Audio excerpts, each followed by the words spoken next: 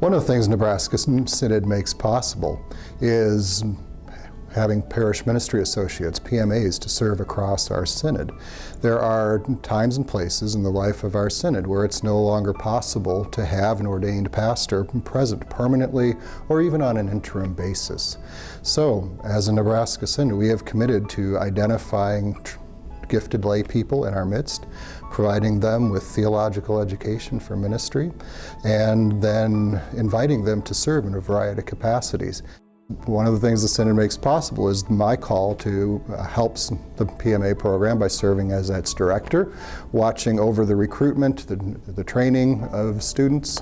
And the training is also possible because of the Synod, because our facilitators, when we have enough students to gather in one place, the facilitators are pastors from across our Synod who carry out the ministry of teaching classes as well. Without our partners across the Synod, none of this is possible.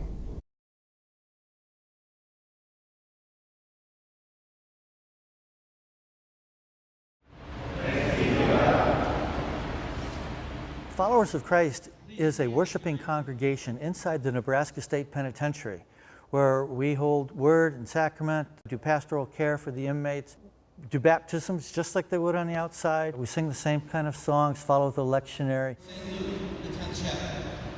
It's being a chaplain in a gated community in all senses of the word, a large gated community.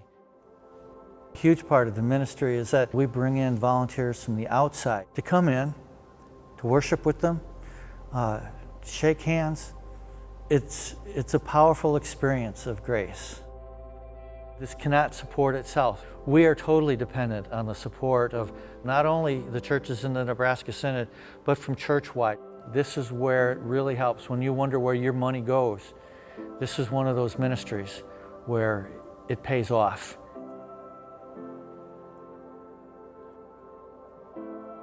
We are there to let them know that they are still part of the church.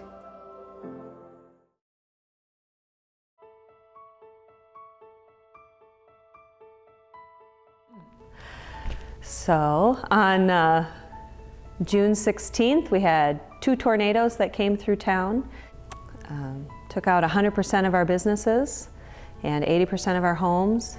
Pretty devastating to the community and to the people that are here. And it's been an incredible learning process for me as a spiritual caregiver in this community, to have my role change so significantly from preacher, teacher, administrator of sacraments and such things to disaster care and assisting with immediate needs, places to live, gas, food, clothing, because we had so many people that had lost everything. We had people from churches from all over the state send financial contributions through the Synod, and what a wonderful thing that there was one place that could be located, and that the Synod could really help foster those funds that were coming in and making them available to the people in Pilger.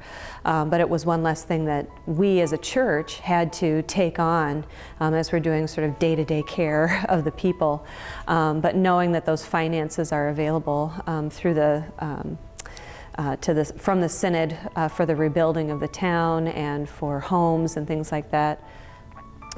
I am incredibly thankful and blessed that as a church that we have are supporting bodies, other congregations around the entire state, and then our Synod offices.